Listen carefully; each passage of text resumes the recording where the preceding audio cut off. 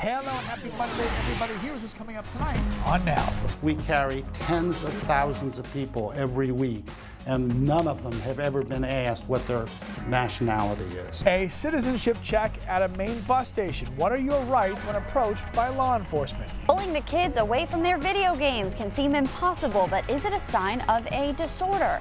And go to a restaurant and pick up some service with a smile and a song. We will explain. This is News Center Now.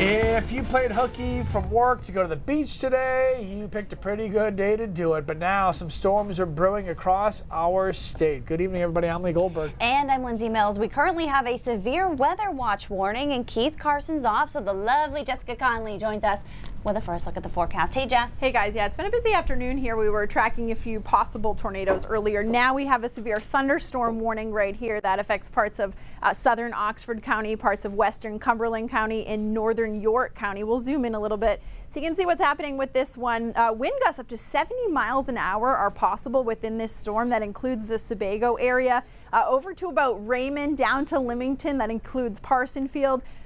Freedom, New Hampshire, or just over the border from Freedom, New Hampshire, that was Porter. It has moved through that area now. Here you can see, let me get out of the way. Here you can see the towns. It'll affect Fry Island by about 5:11. That's within the next 10 minutes or so. Windham by 5:18. Falmouth and Freeport, if it holds together and makes it a little bit closer to the coast, it'll be there closer to about 5:30 or 5:45. Again, within this storm, we have wind gusts possible up to 70 miles an hour. That could definitely bring down trees and power lines, unfortunately. Lots of rain and some lightning as well. So we do have severe thunderstorm watches in effect for Androscoggin, Cumberland, and also York County. Those are in effect through 10 o'clock tonight. That means there is the potential for severe weather there, and of course we've been seeing it for the past few hours. We'll take a look here as we go to the next hour or so. We'll continue to see those storms move off to the east, and they'll keep doing that as we go into tonight as well. So guys, we're keeping an eye on it here, and of course we'll have more updates for you coming up in a few minutes. All right, Jess, thank you very much. We'll talk to you soon. Our immigration and custom enforcement officers searching Maine buses for illegal or undocumented immigrants. Christina Rex is here to verify. Yeah, Lee and Lindsay, you've probably already seen these headlines on Facebook. ICE agents caught on video asking bus passengers if they're citizens. Not only is that headline wrong, everything happening in that video is actually legal. Border Patrol agents, not ICE, are scanning public access points like the bus station, and Concord Coach has no choice but to let them. In fact, these bus station patrols have been happening for more than a decade. Officials say what's changed is the public's hyper-awareness to border security techniques. Are you folks doing U.S. citizens? Border Patrol. Not answering my questions. Questioning passengers at the Bangor bus stop, looking for drug smugglers, human traffickers, even terrorists. There's been more frequency in the last 6 months than there was in the past. Concord Coach Line's President Harry Blunt has seen an uptick in unannounced visits by Border Patrol, one that Senior Agent Dennis Harmon says is due to a shift in manpower, not a change in national policy. Absolutely not. There was nothing ever put out that says, go out and increase your bus transportation checks. Harmon says checks can be random and routine, or due to a tip. Either way, Border Patrol's presence is always unannounced. They don't coordinate with us, they just show up. Agents patrolling bus lines on May 28th, catching a longtime Concord Coach employee by surprise. You don't have to be a U.S. citizen to take this bus? Yes. Wrong. You do not have to be a citizen to ride the private bus line. He was not aware that anybody was filming at the time, and was thrown this question that he answered wrong. There's no doubt about that. That fact is one that Massachusetts resident Alec Larson wants to see clarified. He recorded that viral video. They should also make very clear to their customers that they do not need to be a citizen in order to purchase a ticket. He never expected his video to get millions of views, but he says he's glad attention is being drawn to what he calls unfair citizenship checks. I think that normalizing active resistance to these bodies and these policies is important. So I'm glad that the video had reach on that account. Agent Harmon says Border Patrol is doing its best to enforce safety for Mainers. And Concord Coach's president says these checks are out of his hands. We have not been involved in this decision. This is a federal law that we're trying to live with. Would we be just as happy as if it all went away? Sure we would be. But we'd wish that 9/11 had gone away also. And security and safety of our passengers is very, very important. And our employees are concentrating on that. So in that video, you can hear a passenger refuse to answer the Border Patrol agent. So what are your rights if a law enforcement officer questions your citizenship? Now, the law states that every non-citizen over 18 shall at all times carry documents explaining how he or she is here in the U.S. Now, we spoke with an immigration attorney as well who says that everyone does have the right not to answer that question about his or her citizenship. But if you choose to not answer and not provide those documents, you do run the risk of being detained or being arrested. Well, it's a big topic. Everybody's talking about it online, and obviously that headline and that video, you think if you don't do some more research that, oh my gosh, so Right. glad To we get checked some that answers out. nailed down. Absolutely. Great. Christina, Thank you. thank you. Okay, people who compulsively play video games could soon be diagnosed with a mental health disorder. Yeah, the World Health Organization has officially added gaming disorder to its international classification of diseases. That means doctors can diagnose and offer treatment to someone who has the condition. The WHO says the gaming disorder is characterized by an impaired control over gaming, an increasing priority given to gaming over other activities, and the continuation or escalation of gaming despite the occurrence of negative consequences. It's important to note that the American Psychiatric Association has not recognized gaming addiction as a mental illness. And now that video game addiction has been classified as a disorder, it could actually open the door to some treatment options. That's according to Dr. Jeffrey Barkin, who joins us now. Dr. Barkin, how do you tell the difference between, a kid or maybe an adult who loves playing video games and someone who is truly addicted? What are the symptoms? I worry a whole lot about stories like this when they come out because a lot of people play video games. 2/3 of children and adults in the U.S. play video games. A lot of people play video games without any problem. The issue is a very, very small number of folks have noted an inability to control their video game use. It's not unusual that when you have a behavior that people use more and more, over time you see problems. So this gaming disorder is the latest diagnosis. The goal is never to stigmatize somebody who likes to play games because they're so popular and so ubiquitous, but by having a diagnostic code, it makes it so that for the few people who have had difficulty essentially becoming addicted to video games, they can get treatment, and the treatment can be paid for and billed to insurance companies. That was really the goal. This happened in Europe, actually, not in the United States. The American Psychiatric Association looks at gaming addiction as a possible diagnosis and recommends studying it further, and it has since 2013, when the most recent version of the Diagnostic and Statistical Manual came out.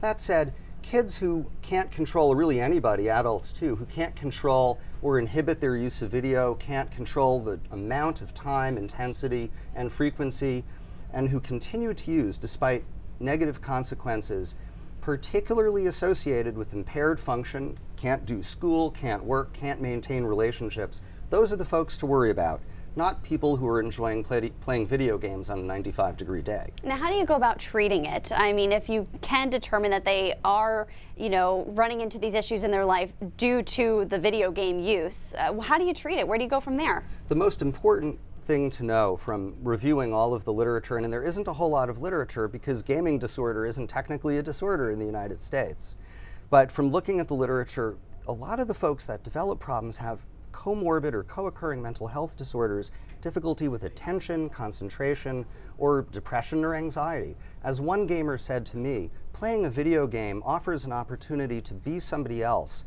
and enter a world that's a whole lot better than this one.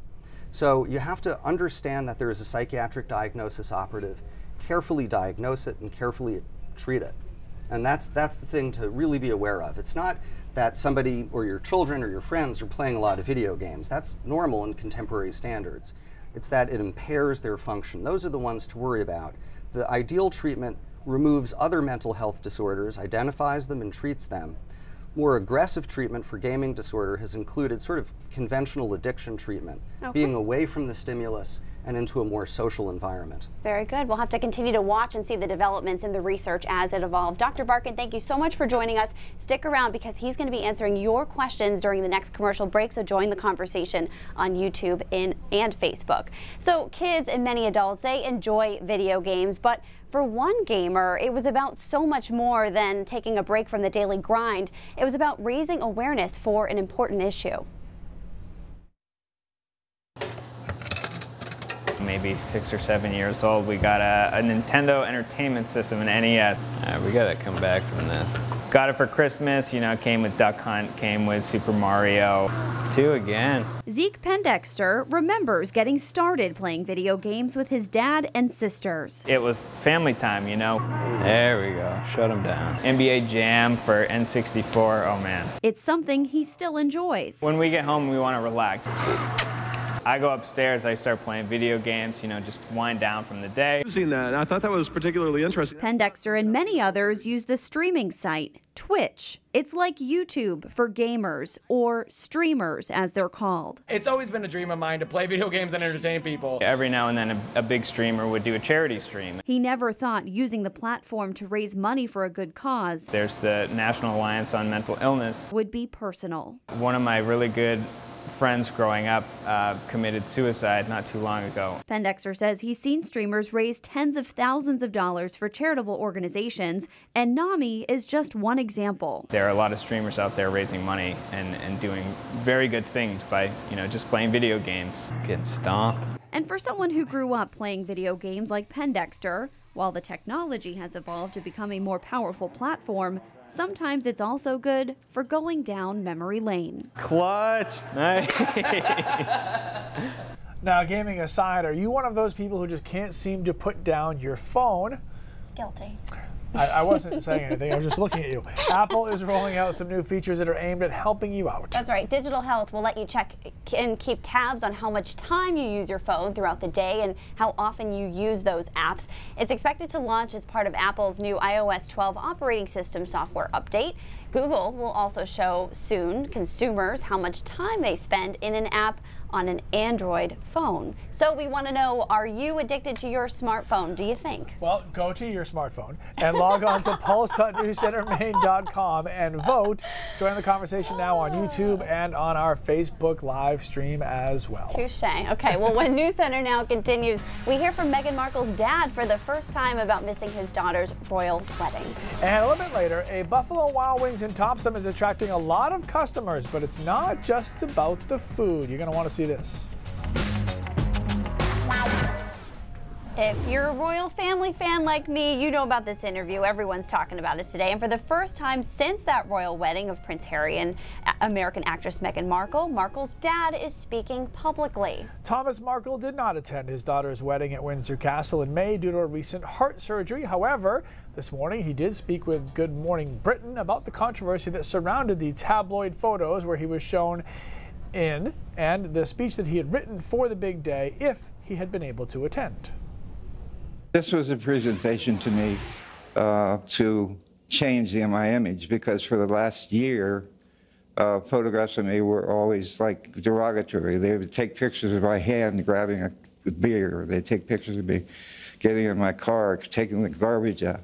They'd take pictures of me buying a toilet and making a big deal out of it. They take all kinds of pictures of me, making me look negative. So I thought this would be a nice way of improving my look. Well, obviously that all went to hell. I couldn't be more proud of those two, and I think they'll do a fabulous job. I think they're great. Now, Markle did say he watched the wedding on TV, as so many of us did, except for Lee. -1. A man set off alarms after he climbed over a White House fence today. And the man climbed over a security barrier on the south side of the White House complex between the Ellipse and E Street a little after 12 p.m. He dropped a backpack and was immediately taken into custody by Secret Service officers. The Ellipse has been fully closed off, and the White House fence line and E Street are closed to pedestrians and vehicle traffic. D.C. police declared the bag safe at around 2:20 this afternoon. The man has been charged with unlawful entry. All right, let's take a look at our Pulse poll, shall we? Let's see. 64% saying yes, you guys are admitting that you are addicted to your smartphone, and 36% saying nope, you're not addicted. Appreciate the honesty. I think the number, if you're being honest, that number's gonna be closer to about 80-20 by the time we're done. If you do want to weigh in, use your smartphone and log on to our mobile app. The irony there is hysterical. Or visit pulse.newscentermaine.com. Okay. Well, after the break, Jess Conley rejoins us with a stormy forecast. You're talking about Dairy Queen, right?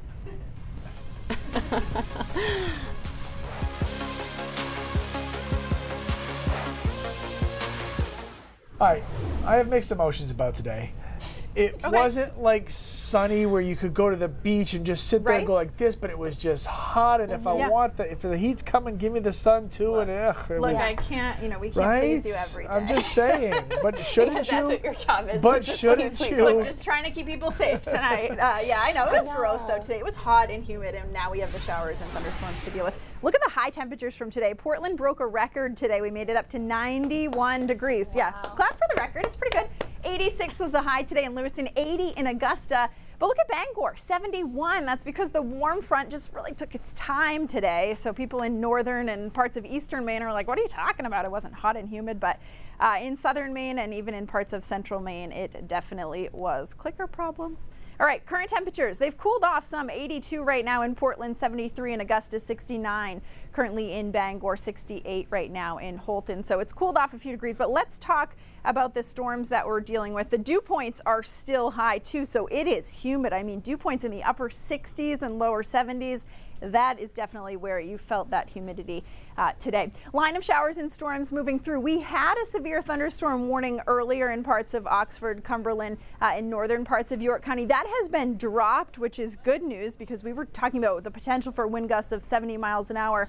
Now we're watching this next line of storms moving through the Sebago area right now with some lightning. Could still see strong gusty winds with this. We could even see some small hail. So just be aware, if you can hear thunder, make sure you are staying inside. That means you are close enough to that lightning to get struck, unfortunately. And it's not that line of storms that's going to end it. We have more showers and storms off to our north and west, so we're going to continue keeping an eye. Ryan is here with me as well. We still have severe thunderstorm watches in effect for all of the areas shaded in yellow in both Maine and New Hampshire, York County, Cumberland County, and into Androscoggin County as well. All right, so showers and storms continue to move east as we go through the evening tonight. By 11 o'clock, things really starting to quiet down quite a bit. And then by tomorrow morning, it clears up pretty quickly. Look at this, 5 o'clock tomorrow morning. We're in the upper 60s and lower 70s. We're going to see plenty of sun tomorrow. It's going to be gorgeous out there for the day tomorrow. High temperatures tomorrow will make it into the mid 70s. Then as we get into the day on Wednesday, just another gorgeous day, a couple clouds around, but high temperatures will warm up by 1 o'clock. We're close to 80 degrees pretty much statewide. A couple showers possible Wednesday night into early Thursday, but besides that, it is looking pretty good. Check out the forecast as we go through the week. Clearing out early tomorrow, then it's nice and bright, but definitely cooler and way less humid than today. By Wednesday, we're in the mid 80s. Thursday looks beautiful, nice and dry with temperatures in the mid 70s. By Friday, it looks nice and sunny. And the weekend, a couple chances for showers, but overall, we're looking good for the rest of the week. We need to talk about Sunday. Okay. No pressure, but I can't have it rain on Sunday. Why this time? Well, graduation party's going on. Okay, I was going to say, this is like Sunday, Sunday. Let's keep 2 eyes on it, all right? And then request tonight, huh? By then it will be... That's all. Just one Sunday. Everything else is yours. So tall order. At least he's not ordering ice cream from Red's. Oh, then you'd be in trouble. That would be a good idea today, though, right? Right. Okay, ice cream. All right. I can't even talk now. Let's take another look at our pulse poll because it looks like, it's getting closer. 53% of you are saying that you are addicted to your smartphones. The other 47% of you are lying because you are addicted to your... No, just kidding. It's 53-47 yes as of right now. You still have time to weigh in before the half hour comes to a close. And join the conversation again on Facebook and YouTube. A lot of you talking about this story right now. Okay, a lot more coming up on News Center Maine at 5:30. Let's check in with Cindy Williams for that. Hey, Cindy. Hey, guys. Hopefully nobody was holding their breath for the results of Tuesday's primary in the Democratic side of the governor's race. But it is looking like we might know the results soon. Don Kerrigan has our story ahead. Plus, China is adding a 25% tax on certain American goods, and that includes Maine lobster. The impact that might have on New England jobs and lobster prices here at home. That's all coming up in the next half hour. Back to you. Thanks, Cindy. Raindrops, well, not raindrops, No. a different surprise. Yes, when you're going to we come want to back. see this, I promise. Every once in a while, it's nice to be pleasantly surprised. Right, isn't it? Get a little smile on your face. It can happen at work, it can happen when you're home, but when you're out to dinner, not always, but one young man from Maine is putting some smiles on his customers' faces when they might least suspect it. When you walk into a Buffalo Wild Wings, you would expect to hear this. Oh, you have a wing medium honey barbecue? You probably do not expect to hear this.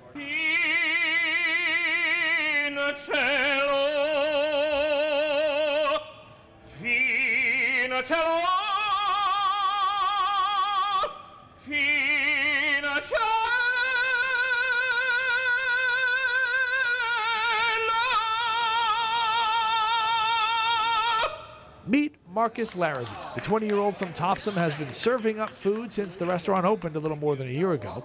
Shortly after, he began serving entertainment as well. A friend of mine came in and they asked if I could sing, and I didn't see a reason why not. And then people just started coming in over and over again just asking me to sing, and that's when I just decided to go with it. Growing up, Marcus wanted to be a country singer. After time in chorus and choir, he went to a vocal coach, and the country music dream was put out to pasture. One day she just kept pushing me and pushing me and pushing me, and the noise just came out, and that was it.